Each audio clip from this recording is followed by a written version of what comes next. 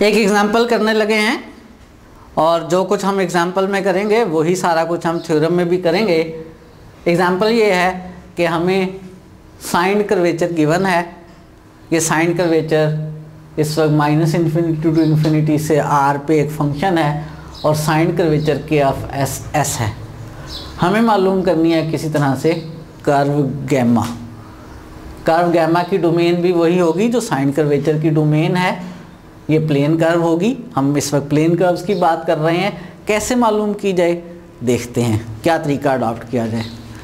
याद है sign curvature किसके इक्वल होता है? जी बिल्कुल याद है, साइन कर्वेचर होता है d∅/ds। ये साइन कर्वेचर का फार्मूला है, हमने पढ़ा हुआ है, हमें याद है कि साइन कर्वेचर d∅/ds है, जहाँ पे फाई क्या होता है? फाई टर्निंग एंगल होता है। जहाँ पे फाई क्या होता है? फाई टर्निंग एंगल होता है। टेंजेंट का कर्व के डिफरेंट पॉइंट्स के ऊपर बनने वाले टेंजेंट्स का, यूनिट टेंजेंट्स का या टेंजेंट्स का एंगल विद एक्स एक्सिस। ये हमें मालूम है। मालूम तो हम कर्व करना चाहते हैं। क्या फाई मालूम कर सकते हैं? अगर फाई मालूम हो जाए तो कर्व का डेरिवेटिव हमें मालूम हो जाएगा। गैमा डॉट इक्वल होता है किसके? कॉस फाई ऑफ एस और साइन फाई ऑफ एस। और अगर गैमा डॉट मालूम हो जाए तो फिर हम गैमा भी मालूम कर सकेंगे। तो मालूम करना चाहते हैं हम कर्व। गिवन था कर्वेचर, कर्वेचर है d∅/ds। d∅/ds से अगर हम फाई मालूम कर लें और फाई की मदद से हम गैमा डॉट मालूम कर लें और गैमा डॉट से फिर गैमा मालूम कर लें तो हमें कर्व मालूम हो जाएगी। कैसे मालूम किया जाए? इसको इंटीग्रेट करके फाई मालूम कर सकते हैं, लेकिन कांस्टेंट ऑफ इंटीग्रेशन के लिए हमें एक कंडीशन की ज़रूरत पेश आएगी। खुद से सपोज कर लेते हैं फिलहाल कि जिस वक्त s की वैल्यू 0 है उस वक्त फाई की वैल्यू 0 है। इसको इंटीग्रेट करें, लेफ्ट साइड पे इंटीग्रल फाई आ जाएगा, राइट साइड पे इंटीग्रल x² आ जाएगा प्लस कांस्टेंट ऑफ इंटीग्रेशन आ जाएगा। कांस्टेंट ऑफ इंटीग्रेशन के लिए हम s को 0 और फाई को 0 पुट करें तो c की वैल्यू 0 आ गई, यानी फाई का आंसर हमारे पास s² आ गया। फाई निकल आया एक अजम्पशन के साथ। ये अजम्पशन अगर हम ना करते तो हमारे लिए फाई मालूम करना फिलहाल पॉसिबल नहीं था। फाई निकल आया। फाई से अब हम क्या मालूम कर सकते हैं? गैमा डॉट मालूम कर सकते हैं। गैमा डॉट इक्वल आ जाएगा cos phi of s s²/2 और sine phi of s sine s²/2। मालूम क्या करनी थी? कर्व। इसको इंटीग्रेट कर लेते हैं। गैमा आ जाएगा इसका इंटीग्रल कॉस s²/2 से s0 से s तक ds और साइन s²/2 या वेरिएबल चेंज कर लें या ऐसे ही रहने दें 0 से s। इसको इंटीग्रेट करेंगे तो हमें क्या मिल जाएगी? कर्व मिल जाएगी। क्या ये इंटीग्रेशंस कर सकेंगे? बिल्कुल कर सकेंगे। किन कंडीशंस के तहत कर सकेंगे वो कंडीशंस हम सीखेंगे, देखते हैं। और हम बाकायदा अब ये प्रूफ करने लगे हैं कि जब भी हमें कोई साइन कर्वेचर गिवन हो, साइन कर्वेचर कोई फंक्शन हो, यहाँ हमने -∞ इन्फिनिटी से आर पे लिया था, जनरली हम कह लेंगे इंटरवल अल्फ़ा बीटा से आर के ऊपर, तो क्या हम कर्व मालूम कर सकेंगे? बिल्कुल मालूम कर सकेंगे। हम इसको कहते हैं fundamental theorem of geometry. Fundamental theorem of geometry क्या कहता है कि अगर हमें साइन कर्वेचर गिवन है तो हम कर्व्स मालूम कर सकते। जो कर्व्स आप मालूम करें वो इन्फिनिट हो सकती हैं, लेकिन जितनी भी कर्व्स आप मालूम करेंगे वो सारी आपस में कॉन्ग्रुएंट होंगी। फंडामेंटल थ्योरम की स्टेटमेंट लिखते हैं और उसका प्रूफ करते हैं। तो फाइनली हम प्रूफ ये करने लगे हैं कि अगर हमें साइन कर्वेचर गिवन हो वो फैमिली ऑफ कर्व्स मालूम कर सकते हैं जिनका साइन कर्वेचर जो है गिवन कर्वेचर के इक्वल हो।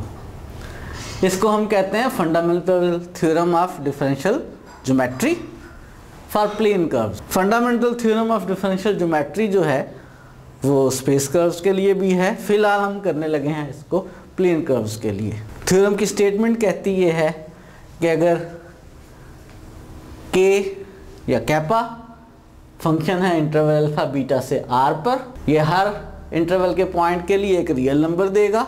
हमें एक यूनिट स्पीड कर्व मिलेगी गैमा अल्फा बीटा जिसकी डोमेन होगी, R2 जिसकी रेंज होगी, यानी हमें एक प्लेन कर्व गैमा मिलेगी जिसका साइन कर्वेचर इस कैपा के इक्वल होगा। कैपा हमारे पास एक फंक्शन है, डोमेन इसकी ओपन इंटरवल अल्फा बीटा है, रेंज इसकी रियल नंबर है, ये एक स्मूथ फंक्शन है, हर इंटरवल के पॉइंट के लिए हमें एक रियल नंबर मिलेगा। थ्योरम ये कहता है कि अगर ऐसा है तो आप मालूम कर सकते हैं एक यूनिट स्पीड कर्व, एक ऐसी कर्व जो यूनिट स्पीड हो, प्लेन कर्व हो, R2 रेंज हो यानी प्लेन कर्व हो, डोमेन वही हो जो कर्वेचर की डोमेन है, जो फंक्शन कैपा की डोमेन है, और जिस कर्व के लिए जब आप साइन कर्वेचर कैलकुलेट करें तो वो इस कैपा के इक्वल आए। हमें गिवन ये है इस स्टेटमेंट में कि कैपा एक फंक्शन है, स्मूथ फंक्शन है। मालूम हमने करनी है यूनिट स्पीड कर्व गैमा, उसकी डोमेन भी अल्फा बीटा ही होगी जो कर्वेचर की डोमेन है, ये प्लेन कर्व होगी और इस प्लेन कर्व का साइन कर्वेचर इस कैपा के इक्वल आएगा। ये यूनिट स्पीड कर्व हमने मालूम करनी है। मजीद थ्योरम ये कहता है कि अगर एक गैमा टिल्डा और भी यूनिट स्पीड कर्व है इसी डोमेन अल्फा बीटा के साथ, और ये ऐसी यूनिट स्पीड कर्व है कि इसका साइन कर्वेचर भी कैपा के ही इक्वल आ रहा है, तो फिर उस सूरत में एक डायरेक्ट आइसोमेट्री मौजूद होगी, एक फंक्शन m मौजूद होगा R2 से R2 के ऊपर, ये वाला फंक्शन एक डायरेक्ट आइसोमेट्री होगी और ये m गैमा को गैमा टिल्डा में चेंज कर देगी। इस सेकंड स्टेटमेंट का मतलब ये है कि अगर एक यूनिट स्पीड कर्व आपने मालूम कर ली है और इसी तरह की एक और यूनिट स्पीड कर्व भी मौजूद है कि दोनों का साइन कर्वेचर अगर कैपा है तो ये दोनों यूनिट स्पीड कर्व्स आपस में कॉन्ग्रुएंट होंगी। एक आपको डायरेक्ट आइसोमेट्री मिलेगी कि एक कर्व पे आइसोमेट्री ऑपरेट करने से दूसरी कर्व के इक्वल आ जाएगा, और ये डायरेक्ट आइसोमेट्री हम प्रूव करेंगे कि रोटेशन और ट्रांसलेशन की कंपोजिशन होगी, यानी एक कर्व को रोटेट करेंगे, ट्रांसलेट करेंगे तो दूसरी कर्व के इक्वल आ जाएगा। तो ये थ्योरम की स्टेटमेंट है। दोबारा दोहरा दूं, थ्योरम कौन सा करने लगे हैं? Fundamental theorem of differential geometry करने लगे हैं, प्लेन कर्व्स के लिए करने लगे हैं फिलहाल। थ्योरम ये कहता है कि अगर आपके पास एक कैपा स्मूथ फंक्शन है डोमेन अल्फा बीटा से आर के ऊपर, तो आपको एक यूनिट स्पीड कर्व मिल जाएगी जिसकी डोमेन अल्फा बीटा होगी, ये प्लेन कर्व होगी। इस तरह की यूनिट स्पीड प्लेन कर्व होगी कि इस कर्व का साइन कर्वेचर कैपा के इक्वल होगा। एक बात, यानी इस सेंटेंस के अंदर हमें गिवन ये है कि कैपा स्मूथ फंक्शन है और हमने मालूम करनी है एक unit speed curve with the same domain, और जिस यूनिट स्पीड कर्व का साइन कर्वेचर कैपा के इक्वल हो। और फिर दूसरा सेंटेंस है, दूसरा सेंटेंस ये कहता है कि अगर एक और गैमा टिल्डा भी है जो यूनिट स्पीड कर्व भी है और इस यूनिट स्पीड कर्व का साइन कर्वेचर भी कैपा ही है, तो फिर ये दोनों यूनिट स्पीड कर्व्स आपस में कॉन्ग्रुएंट होगी। हमें एक आइसोमेट्री मिल जाएगी R2 से R2 के ऊपर, उसका नाम उसने m कहा है कि एक यूनिट स्पीड कर्व से गैमा के ऊपर ये आइसोमेट्री ऑपरेट करेंगे तो दूसरी कर्व बन जाएगी। एक कर्व को हम रोटेट और ट्रांसलेट करेंगे तो दूसरी कर्व के इक्वल आ जाएगा। ये हमने प्रूफ करना है, और इस प्रूफ में मुझे दो थ्योरम्स का इस्तेमाल करना है। एक थ्योरम ये है कि अगर हमारे पास एक फंक्शन हो क्लोज इंटरवल a b से r के ऊपर और कंटिन्यूस हो, और हम एक नया फंक्शन बनाएं स्मॉल एफ। स्मॉल एफ कैसे बनाएं कि ये जो h फंक्शन था a से x तक, इसका इंटीग्रल स्मॉल f के इक्वल रख लें। तो ये जो हमने फंक्शन स्मॉल f बनाया है, इस फंक्शन का डेरिवेटिव h के इक्वल होगा। दोबारा सुन लें, थ्योरम क्या कहता है कि अगर आपके पास h क्लोज इंटरवल से r के ऊपर कंटिन्यूस फंक्शन है और आप एक नया फंक्शन बनाते हैं, कैसे? इस फंक्शन h का इंटीग्रल लेकर। तो ये जो फंक्शन नया f बनाया है आपने इंटीग्रल लेकर, इस नए फंक्शन f का डेरिवेटिव h के इक्वल होगा। रियल एनालिसिस का बहुत इंपॉर्टेंट थ्योरम है, इसका हम अक्सर इस्तेमाल भी करते रहते हैं। हम कहते हैं कि अगर h का इंटीग्रल f है तो f का डेरिवेटिव h होगा। इसी थ्योरम का इस्तेमाल करेंगे। एक और थ्योरम है जिसका मुझे इस्तेमाल करना है, लेकिन अभी मैं बाद में बताता हूँ। पहले ज़रा थ्योरम का प्रूफ स्टार्ट करते हैं और इस थ्योरम का इस्तेमाल करते हैं, देखते हैं कैसे है। इस वक्त थ्योरम के प्रूफ के पार्ट 1 में हमने मालूम करनी है यूनिट स्पीड कर्व। हमें गिवन क्या है? हमें गिवन ये है कि कैपा एक फंक्शन है ओपन इंटरवल अल्फा बीटा से r के ऊपर, और ये कैपा जो है वो स्मूथ है। स्मूथ फंक्शन का मतलब है इसके डेरिवेटिव्स एग्जिस्ट कर रहे हैं, और जब किसी फंक्शन के डेरिवेटिव्स एग्जिस्ट करते हैं तो वो कंटिन्यूस भी होता है, यानी ये एक कंटिन्यूस फंक्शन है। मालूम क्या करनी है हमने? Unit speed curve gamma. अभी थोड़ी देर पहले हमने एग्जांपल की थी, हमें कर्वेचर गिवन था। हमने कहा था ये जो कर्वेचर गिवन है ये किसके इक्वल है? D phi by d s के, और हमने फाई को कर्व का टर्निंग एंगल लेते हुए कर्व मालूम कर ली थी। तो बेसिकली मुझे कर्वेचर अगर गिवन है तो मुझे मालूम करना है एक फंक्शन फाई, जिस फाई का डेरिवेटिव के इक्वल हो, और ये फंक्शन मैं इस थ्योरम से मालूम कर सकता हूँ। थ्योरम दोबारा याद करवा दूँ। अगर एक फंक्शन हमें मालूम हो कंटिन्यूस, तो हम एक ऐसा फंक्शन मालूम कर सकते हैं जिस फंक्शन का डेरिवेटिव इस h के इक्वल हो, और वो फंक्शन कैसे डिफाइन किया जाता है? इस फार्मूले से। यहाँ पर भी हम इस वक्त मालूम करना चाहते हैं फाई, कि फाई का डेरिवेटिव इस कैपा के इक्वल हो। क्या ये कैपा फंक्शन कंटिन्यूस है? अगर कंटिन्यूस हो तो मालूम किया जा सकता है, बिल्कुल। कैपा चूंकि स्मूथ फंक्शन है, तो स्मूथ फंक्शन तो क्या होता है? कंटिन्यूस होता है। तो हम मालूम करने लगे हैं फाई इस फार्मूले के मुताबिक। कैसे डिफाइन करेंगे? डिफाइन फंक्शन f, इंटीग्रल लेंगे a से x। a जहां पे क्या है? इस क्लोज इंटरवल का फर्स्ट पॉइंट। यहां पे हमारे पास इंटरवल क्लोज नहीं ओपन है, एक फिक्स पॉइंट ले लेते हैं। तो फंक्शन डिफाइन करने से पहले मैं एक पॉइंट फिक्स करने लगा हूं। S0 एक पॉइंट ले लिया अल्फा बीटा में से, B a fixed point. S0 मैंने एक फिक्स पॉइंट ले लिया अल्फा बीटा में से, और मैं फंक्शन डिफाइन करने लगा हूं इस तरह से। फंक्शन का नाम मैं रख रहा हूं फाई, डोमेन इसकी अल्फा बीटा इंटरवल ही है, रेंज इसकी आर ही है, ये टर्निंग एंगल बनाने लगा हूं मैं, और फाई की डेफिनेशन क्या रख रहा हूं? इंटीग्रल a से x लेना था, यहां मैं इंटीग्रल ले रहा हूं S0 से x, बल्कि इस वेरिएबल का नाम हम s रख लेते हैं। फाई ऑफ s डिफाइन कर रहा हूं S0 से s, और किसके इक्वल?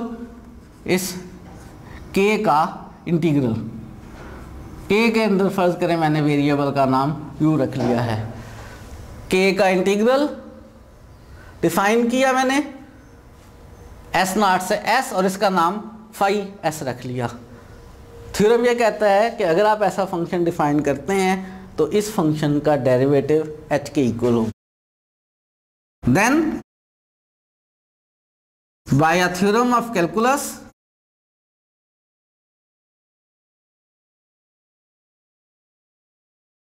और कह लें रियल एनालिसिस,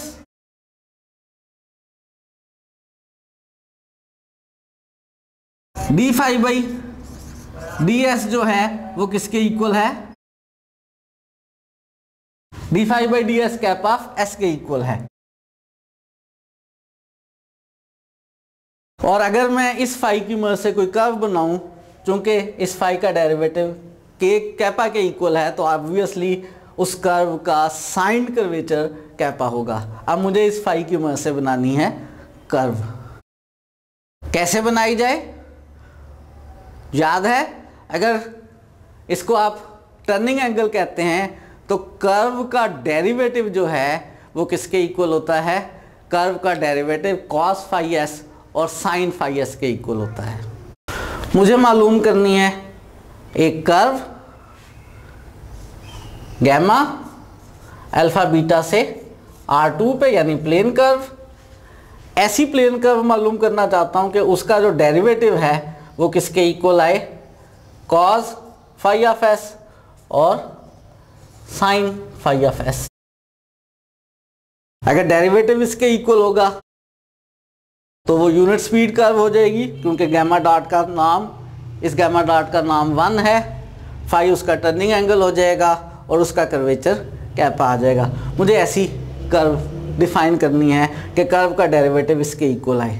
जैसे यहाँ हमने देखा था, हम चाहते थे ऐसा फंक्शन फाई बनाना कि फाई का डेरिवेटिव किसके इक्वल आए, कैपा के इक्वल आए। तो हमने वो फंक्शन फाई कैसे बनाया था, इस थ्योरम के अकॉर्डिंगली वो फंक्शन फाई हमने बनाया था एस नॉट से एस इंटीग्रल के यू डी यू। तो यहाँ पर भी वो कर्व मैं ऐसे बनाऊंगा, इंटीग्रल लूँगा यहाँ पे, जैसे यहाँ इंटीग्रल लिया था एस नॉट से एस कॉस, वो इंटीग्रल से लूँगा तो उसका डेरिवेटिव कॉस के इक्वल आ जाएगा। मैं डिफाइन करने लगा हूँ एक कर्व गैमा अल्फा बीटा से R2 पे, इसके 2 कोऑर्डिनेट्स होंगे, R2 में आंसर्स आ रहे हैं। पहला कोऑर्डिनेट डिफाइन करने लगा हूँ इंटीग्रल एस नॉट से एस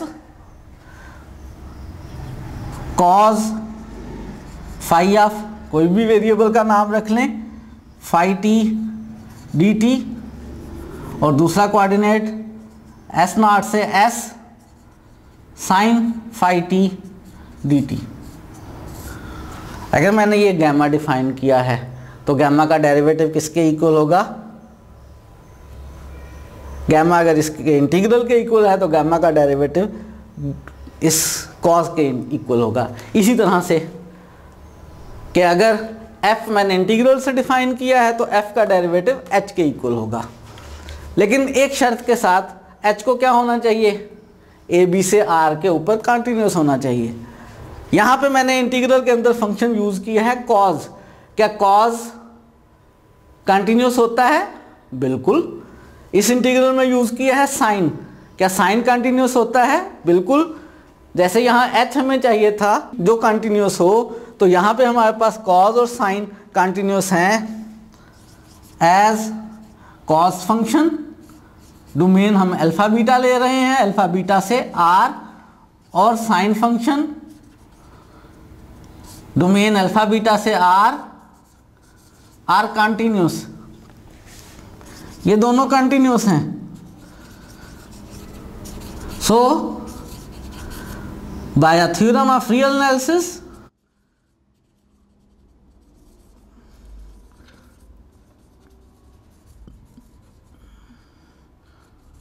रियल एनालिसिस के थ्योरम के मुताबिक जो गैमा का डेरिवेटिव होगा वो किसके इक्वल होगा, जैसे ये फंक्शन हमने बनाया था इंटीग्रल से f, तो f का डेरिवेटिव h था। ये इंटीग्रल से फंक्शन बनाया है, कॉस के इंटीग्रल से फंक्शन बनाया है, तो इसका डेरिवेटिव कॉस फाई s आएगा, और इस सेकंड कोऑर्डिनेट में डेरिवेटिव साइन फाई s आएगा। तो हमने गैमा डिफाइन कर ली इस फार्मूले से। ऐसे सूरत में गैमा का डेरिवेटिव इसके इक्वल है, और अगर गैमा का डेरिवेटिव इसके इक्वल है तो इसका मतलब है बेसिकली फाई एस जो है वो गैमा का टर्निंग एंगल है, और अगर फाई एस गैमा का टर्निंग एंगल है तो इस कर्व का कर्वेचर किसके इक्वल है, d phi by d s curvature kappa s के इक्वल है।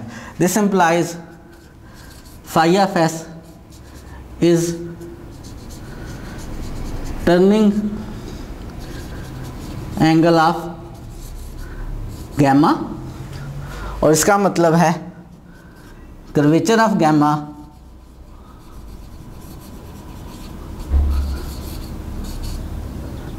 वो किसके इक्वल है, d phi by d s के या गिवन फंक्शन कैपा के। मैं जल्दी से दोबारा रिवाइज कर देता हूँ। हमें गिवन ये था कि कैपा एक फंक्शन है अल्फ़ा बीटा से आर के ऊपर, और ये स्मूथ फंक्शन है, इसके डेरिवेटिव एग्जिस्ट कर रहे हैं, डेरिवेटिव एग्जिस्ट कर रहे हैं तो कंटिन्यूस भी है। हमने मालूम करनी थी एक यूनिट स्पीड कर्व गैमा, जिस गैमा का साइंड कर्वेचर जो है वो इस कैपा के इक्वल हो। हमने कहा कि सबसे पहले हम फंक्शन फाई बना लेते हैं। फाई कैसे बनाया जाए, इसकी डोमेन भी अल्फ़ा बीटा रख लेते हैं, और फाई जो है वो इस कैपा के इंटीग्रल से बना लिया जाए। रियल एनालिसिस का थ्योरम ये कहता है कि अगर h कंटिन्यूस फंक्शन हो और आप इसका इंटीग्रल लेकर फंक्शन f बना लें तो f का डेरिवेटिव इस गिवन फंक्शन के इक्वल होगा। तो हमने इस गिवन फंक्शन जो हमें गिवन था उसके इंटीग्रल से हमने फंक्शन फाई बना लिया। उससे पहले हमने एक पॉइंट फिक्स कर लिया इस इंटरवल के अंदर। पॉइंट फिक्स करने के बाद इंटीग्रल हमने एस नॉट से एस लेकर फंक्शन फाई बना लिया।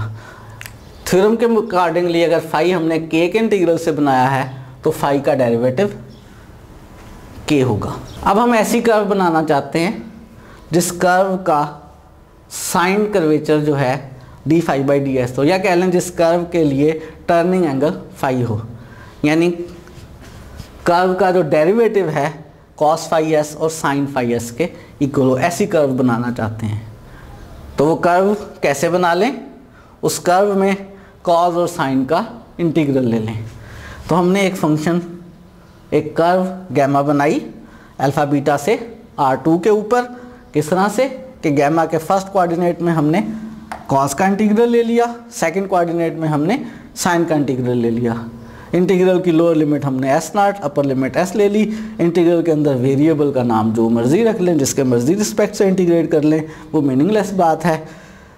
ये फंक्शन जो गैमा हमने बनाया है, ये कर्व जो हमने गैमा बनाई है, इसमें कॉस और साइन का इंटीग्रल लिए हैं।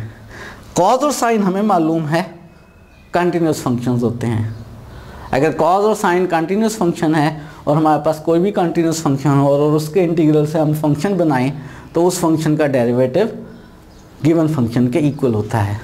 हमने कॉस और साइन के इंटीग्रल से फंक्शन गैमा बनाया है, तो इसका मतलब है गैमा का डेरिवेटिव कॉस और साइन के इक्वल होगा। गैमा का डेरिवेटिव कॉस और साइन के इक्वल होने का मतलब है कि ये जो गैमा हमने बनाई है, फाई क्या है, इसका टर्निंग एंगल, और जब भी किसी कर्व का टर्निंग एंगल फाई हो तो फाई का डेरिवेटिव कर्व का कर्वेचर होता है। इसका मतलब इस कर्व का कर्वेचर कैपा है, और कैपा तो गिवन फंक्शन था। तो हमने मालूम कर ली है एक ऐसी कर्व जिसका कर्वेचर गिवन कर्वेचर कैपा के इक्वल है। हमने साबित कर लिया है कि साइंड कर्वेचर की मदद से एक ऐसी कर्व मालूम करना पॉसिबल है जिस कर्व का साइंड कर्वेचर उस गिवन फंक्शन कैपा के इक्वल हो। पहला पार्ट हमने प्रूफ कर लिया है। दूसरे पार्ट की तरफ बढ़ते हैं, और इसमें हमने प्रूव ये करना है कि अगर इस तरह की कोई एक और कर्व भी मौजूद हो तो दोनों कर्व आपस में कॉन्ग्रुएंट हैं। आपको एक डायरेक्ट आइसोमेट्री मिल जाती है कि एक कर्व पे वो आइसोमेट्री ऑपरेट करके दूसरी कर्व के बराबर आ जाए। प्रूफ के दूसरे हिस्से की तरफ बढ़ते हैं। पहले हिस्से में हमें कैपा गिवन था, कैपा से हमने फाई बनाया इस इंटीग्रल की मदद से। मैंने इसे 1 नेम कर लिया, मैं इसका यूज़ करूँगा, और फिर इस फाई की मदद से हमने वो कर्व बनाई। इस दफ़ा हमें उल्ट बात है, कर्व गिवन है और हमने ढूंढनी है m, ऐसी आइसोमेट्री m ढूंढनी है कि गैमा s पे m ऑपरेट करें, गैमा टिल्डा s आ जाए। फ़िलहाल हम इस बात का इस्तेमाल करते हैं कि गैमा टिल्डा हमें एक गिवन कर्व है जो यूनिट स्पीड कर्व है और जिसका साइन कर्वेचर कैपा के इक्वल है। गिवन ये है कि गैमा टिल्डा अल्फा बीटा से R2 पे एक यूनिट स्पीड कर्व है।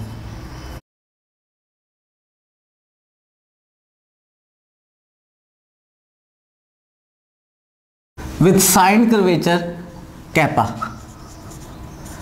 और इसका जो साइन कर्वेचर है वो कैपा के या के इक्वल है। डेफिनेशन के मुताबिक कैपा जो है इस कर्व के टर्निंग एंगल के डेरिवेटिव के इक्वल होगा। इस कर्व के टर्निंग एंगल का नाम क्या होगा? जैसे कर्व गैमा टिल्डा है उसका नाम मैंने फाई टिल्डा रख लिया, d phi by d s equal है कर्वेचर के, जहाँ पे फाई टिल्डा एस जो है is turning angle of gamma tilde. ये गैमा टिल्डा का टर्निंग एंगल है। टर्निंग एंगल आपको याद होना चाहिए, कर्व के डिफरेंट पॉइंट्स के ऊपर उसके यूनिट टेंजेंट का एंगल विद एक्स एक्सिस जो होता है वो टर्निंग एंगल होता है। फाई टिल्डा का जो डेरिवेटिव है वो कैपा है। अब हमें मालूम करना है क्या एक आइसोमेट्री कि गैमा पे एम ऑपरेट करे तो गैमा टिल्डा आ जाए। याद रहे पिछले थ्योरम में हमें कैपा गिवन था, फाई हमने ढूंढना था, ऐसा फाई जिसका डेरिवेटिव कैपा के इक्वल आए, तो वो फाई हमने ऐसे ढूंढा था। इस दफ़ा हमने फाई टिल्डा ढूंढना नहीं है, क्योंकि पहले से हमें मालूम है कि कर्व का कर्वेचर कैपा है, तो इसका मतलब फाई टिल्डा भी हमारे पास मौजूद है और फाई टिल्डा का डेरिवेटिव कैपा के इक्वल है। और इस दफ़ा मैं यूज़ करूँगा fundamental theorem of calculus. Theorem क्या कहता है कि अगर आपके पास एक फंक्शन h है क्लोज इंटरवल a b से r के ऊपर जो कंटिन्यूस है और c नॉट आपने एक फिक्स पॉइंट ले लिया है इस इंटरवल का, और एक फंक्शन मौजूद है जिसका डेरिवेटिव h के इक्वल है। इस दफ़ा फंक्शन मौजूद है हमारे पास जिसका डेरिवेटिव h के इक्वल है, तो ऐसी सूरत में जिस फंक्शन का डेरिवेटिव h के इक्वल है तो इसका मतलब है h का इंटीग्रल इस y के इक्वल होगा। फंक्शन कंटिन्यूस गिवन है, हमें मिल गया है किसी भी तरह से एक फंक्शन y का डेरिवेटिव h के इक्वल है, तो फंडामेंटल थ्योरम के मुताबिक h का इंटीग्रल y होगा। और कैसे? Upper limit minus lower limit, fundamental theorem of calculus. Phi tilde मौजूद है, फाई टिल्डा का डेरिवेटिव किसके इक्वल है? कर्वेचर के, तो इसका मतलब है जो कर्वेचर का इंटीग्रल है वो किसके बराबर होगा? फाई टिल्डा के। By fundamental theorem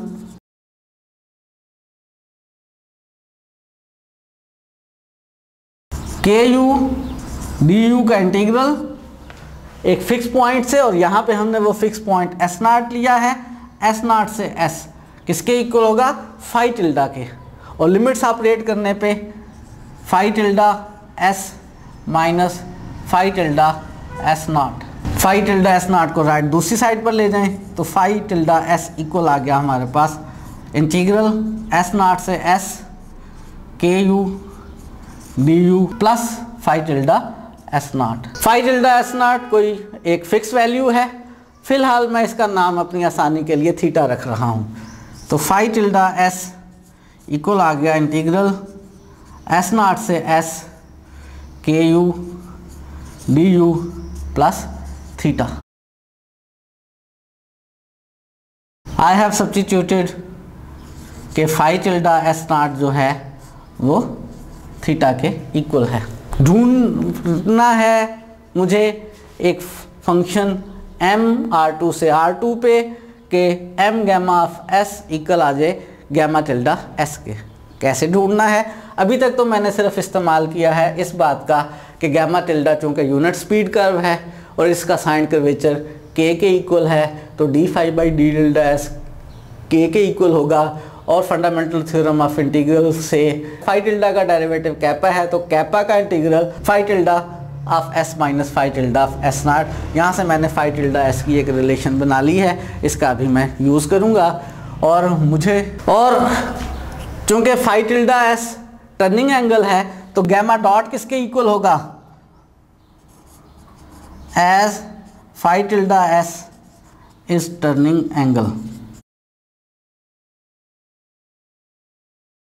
of curve gamma tilde. So फिर कर्व के लिए डेफिनेशन जो हमने की थी टर्निंग एंगल की, अगर गैमा टिल्डा का turning angle phi tilde s है तो इसका मतलब है गैमा टिल्डा का डेरिवेटिव जो है वो इक्वल होगा cos phi tilde of s और sine phi tilde of.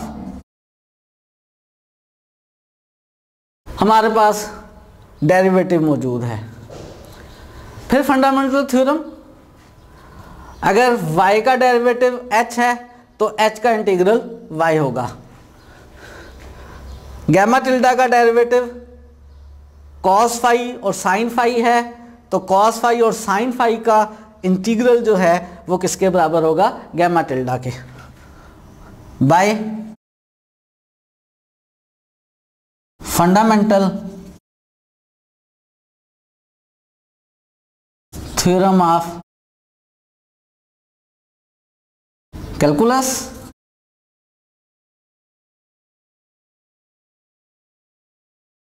Gamma tilde integral लेंगे, थोड़ा सा फर्क है। रियल एनालिसिस में हमारे पास फंक्शन होता है ए बी से आर के ऊपर, यहाँ पे हमारे पास फंक्शन है अल्फा बीटा से R2 पे। लेकिन बेसिकली इसके दो पार्ट्स हैं, एक कॉस फाई एस और एक साइन फाई एस। ये जो कॉस फाई एस और साइन फाई एस है ये दोनों हमारे पास कंटिन्यूस फंक्शंस हैं। इनके ऊपर हम अप्लाई करेंगे किसका, fundamental theorem of integral calculus का। तो कॉस फाई का जो इंटीग्रल होगा एस नॉट से एस कॉस फाई, इंटीग्रल जो है कॉस फाई टिल्डा एस का integral, cos phi tilde variable का नाम फर्ज करेंगे u रख लेते हैं डी यू, और एस नॉट से S sine phi tilde u D U equal आ गया गैमा टिल्डा के।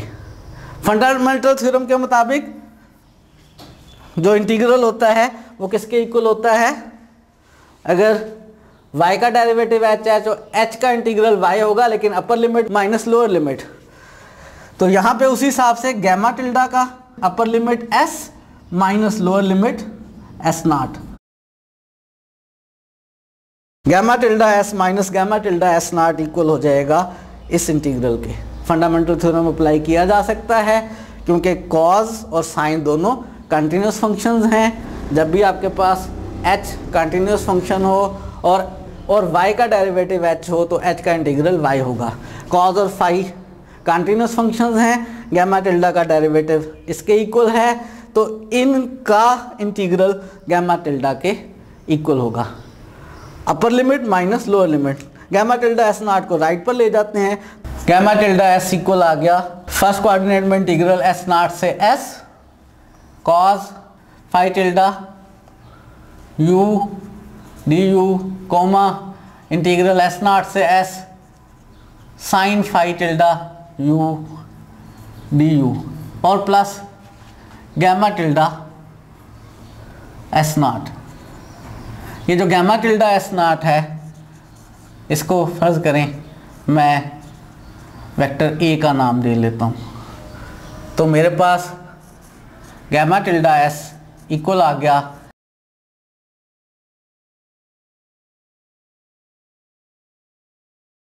अगर आप इस पूरे को वेक्टर v ज्यूम करें तो ये बेसिकली v प्लस ए है। और अगर मैं कहूँ कि ट्रांसलेशन t ऑपरेट की जाए v पे तो वो किसके इक्वल होती है, v प्लस ए के। ये हमने ट्रांसलेशन सीखी थी। इस पूरे को v लिखें तो ये v प्लस ए है और हमें मालूम है ट्रांसलेशन t है जब v पे ऑपरेट हो तो v प्लस ए आता है। इसका मतलब इस v प्लस ए को हम क्या लिख सकते हैं, translation by vector A operated on V, तो हम इसको लिख सकते हैं translation A operated on this vector V, integral S naught से S cos phi tilde U D U, second coordinate integral S naught से S sine phi tilde U D U. किस वजह से? Because translation by a vector A of any vector v is equal to v plus A होता है। इसको equation number 3 कह लेते हैं। 1 और 2 का इस्तेमाल करें ज़रा। By 1 and 2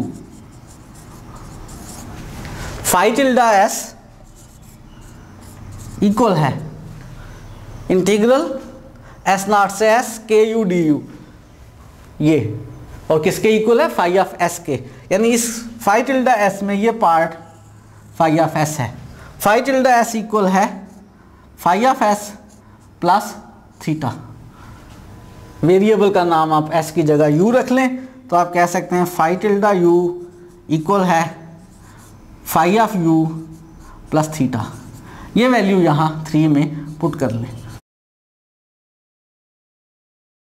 gamma tilde S equal है translation by a vector A of integral S naught से S cos phi tilde U, phi tilde U की जगह phi of U plus theta D U, और इसी तरह से एस नॉट से S sine phi tilde U की जगह phi of U plus theta D u. इस पे फार्मूला यूज कर लेते हैं कॉस अल्फा प्लस बीटा का, और इस पे फार्मूला यूज कर लेते हैं साइन अल्फा प्लस बीटा का, और हम बेसिकली फाइनली प्रूव ये करेंगे कि ये रोटेशन है किसकी? कॉस गैमा की through an angle theta. In first coordinate में इंटीग्रल एस नॉट से एस कॉस का फार्मूला यूज करें, cos phi u cos theta minus sine phi u sine theta D u. इसी तरह सेकंड कोऑर्डिनेट पे formula use करें sine alpha plus beta का sine phi u cos theta plus cos phi u sine theta, और variable इस वक्त u है, cos theta sine theta तो कांस्टेंट है, इन्हें हम इंटीग्रल से बाहर लिख सकते हैं। गैमा टिल्डा एस इक्वल है ट्रांसलेशन बाय वेक्टर a, और फर्स्ट कोऑर्डिनेट में कॉस थीटा बाहर, इंटीग्रल एस नॉट से S cos phi u D you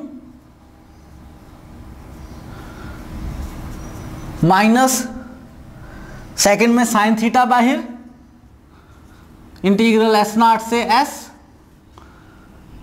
sign phi u D u. ये फर्स्ट कोऑर्डिनेट, और इसी तरह से सेकंड कोऑर्डिनेट में फर्स्ट टर्म में कॉस थीटा बाहर, इंटीग्रल एस नॉट से एस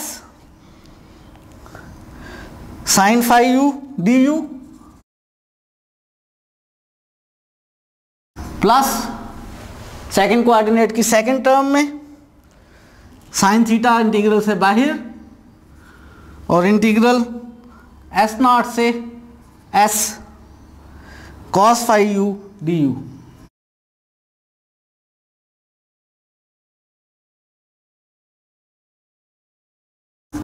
इस राइट साइड को हम मैट्रिक्स फॉर्म में लिखने लगे हैं। मैट्रिक्स फॉर्म में मैं लिख सकता हूँ फर्स्ट मैट्रिक्स में cos theta minus sine theta, first matrix की second row cos theta sine theta, और सेकंड कॉलम वेक्टर का पहला एलिमेंट इंटीग्रल S0 से S cos phi u du, और सेकंड एलिमेंट इंटीग्रल S0 से S sin phi u du। और याद करें जब हमने रोटेशन पढ़ी थी तो ये रोटेशन रो थीटा है, rho theta on the column vector S0 से S cos phi u du integral S0 से S sin phi u du, जहाँ पे रो थीटा क्या है, rotation anti clockwise through an angle theta R2 to R2। और first part में देखें यही तो हमारे पास क्या है, गैमा ऑफ एस थी, जो हमने गैमा डिफाइन की थी, जो गैमा हमने मालूम की थी, गैमा ऑफ एस इक्वल था इंटीग्रल S0 से S cos phi u du और इंटीग्रल S0 से S sin phi u du। बस इतना फ़र्क है कि ये a कोमा b रो की फॉर्म में और ये कॉलम की फॉर्म में, ये तो कोई ऐसा फ़र्क नहीं है। तो T a dot rho theta gamma of s, ये जो टी ए है और रो थीटा है ये दो फंक्शंस हैं, ये और ये इनकी कंपोजिशन है, यानी पहले रो थीटा ऑपरेट होगी कर्व गैमा एस पे और फिर ट्रांसलेशन टी ए ऑपरेट होगी। अगर ये जो फंक्शंस की कंपोजिशन है इसका नाम मैं m रख लूँ तो m of gamma of s equal आ गया गैमा टिल्डा ऑफ s के, जहाँ पे मैंने m किसका नाम रख लिया है, translation by vector a composed with rotation anti clockwise through an angle theta. हमें मालूम है रो थीटा एक आइसोमेट्री है, टी ए एक आइसोमेट्री है और इनकी कंपोजिशन भी एक आइसोमेट्री है और ये डायरेक्ट आइसोमेट्री है। तो हमने प्रूव कर लिया गैमा एस पे आइसोमेट्री एम ऑपरेट करके हमें गैमा टिल्डा एस ऑपरेट हो जाती है, यानी ये दोनों कर्व्स कॉन्ग्रुएंट हैं। तो थ्योरम का दूसरा हिस्सा भी हमने प्रूव कर लिया, यही प्रूव करना चाहते थे। लास्ट में एक दफ़ा फिर खुलासा कर देता हूँ, हमें गिवन था एक फंक्शन कैपा अल्फ़ा बीटा से आर पे, पहले पार्ट में हमने एक कर्व गैमा मालूम की, उसके लिए हमने कैलकुलस का एक थ्योरम यूज़ किया कि अगर हमें एक फंक्शन गिवन हो जो कंटिन्यूस हो, उसके इंटीग्रल से आप एक फंक्शन बना लें तो उस नए फंक्शन का डेरिवेटिव गिवन फंक्शन के इक्वल होगा। हमने वो गैमा कर्व मालूम कर ली, वो गैमा कर्व हमारे पास ये वाला आंसर आया था। फिर दूसरे हिस्से में हमें गैमा टिल्डा कर्व गिवन थी, हमने आइसोमेट्री m ढूंढनी थी कि m of gamma s gamma tilde s के इक्वल हो। क्योंकि गैमा टिल्डा एस हमें गिवन थी तो इस कर्व के लिए जो टर्निंग एंगल था उसका डेरिवेटिव कर्वेचर के इक्वल था, और इसके लिए हमने फंडामेंटल थ्योरम का इस्तेमाल किया कैलकुलस के कि अगर एक फंक्शन का डेरिवेटिव किसी दूसरे फंक्शन के इक्वल है तो उस दूसरे फंक्शन का इंटीग्रल डेरिवेटिव वाले फंक्शन के इक्वल होगा। इसका इस्तेमाल करके हमने गैमा टिल्डा एस को इस तरह से अरेंज किया कि फाइनली गैमा टिल्डा एस हमारे पास m times gamma of s के इक्वल आ गई। इस सारी कैलकुलेशंस के लिए हमने सबसे पहले गिवन साइन कर्वेचर कैपा की डोमेन अल्फ़ा बीटा में हमने एक पॉइंट S0 को फिक्स किया था, और प्रूव हो गया है कि जब भी हमारे पास साइन कर्वेचर गिवन होगा तो हम एक कर्व मालूम कर सकेंगे जो यूनिट स्पीड होगी और उस यूनिट स्पीड का साइन कर्वेचर गिवन कर्वेचर के इक्वल होगा। और अगर इस तरह की 2 या 3 कर्व्स होंगी या जितनी भी कर्व्स होंगी वो सारी कर्व्स आपस में कॉन्ग्रुएंट होंगी, आपको एक डायरेक्ट आइसोमेट्री मिल जाएगी कि एक कर्व पे वो आइसोमेट्री ऑपरेट करके दूसरी कर्व के इक्वल आ जाएगा। ये fundamental theorem of differential geometry था फॉर प्लेन कर्व्स।